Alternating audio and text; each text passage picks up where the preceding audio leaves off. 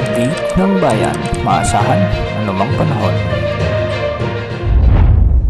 Magandang araw po sa ating lahat. Narito na ang pinakahuling update sa magiging lagay ng ating panahon sa araw na ito hanggang sa mga susunod na araw. Sa kasalukuyan ay nakakaapekto pa rin sa buong bansa ang Northeast Monsoon o amihan.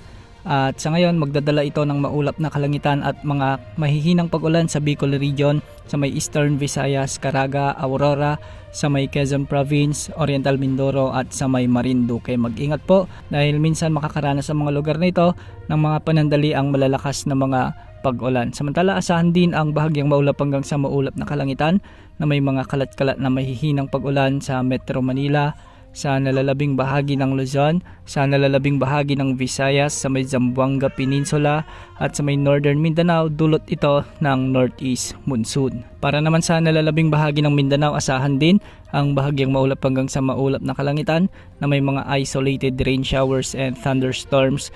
Dulot ito ng mga localized thunderstorms. Sa mga kababayan natin dito, mag-ingat po dahil posible pa rin ang banta ng mga biglaang pagbaha o pagguho ng lupa, lalo na kung may mga umiiral na severe thunderstorms. Para naman sa binabantayan nating low pressure area, ito yung dating tropical storm Nuri, ay sa ngayon ay hindi na ito nakikitang lalakas muli bilang bagyo. Uli itong namatan ng Pag-asa sa layong 1,700 kilometers silangan ng northeastern Mindanao. Wala na itong direktang epekto sa anumang bahagi ng ating bansa. Para naman sa lagay ng mga pag-alon sa ating mga karagatan, ang mga karagatan sa Northern Luzon at sa silangang karagatan ng Central Luzon, Southern Luzon at Visayas, posibleng mabot ang mga pag-alon mula 2.8 hanggang 4.5 meters. Sa silangang karagatan ng Mindanao, posible ang mga pag-alon hanggang 3.4 meters. Sa nalalabing karagatan ng Luzon at Visayas, posible ang mga pag-alon hanggang 3.4 meters.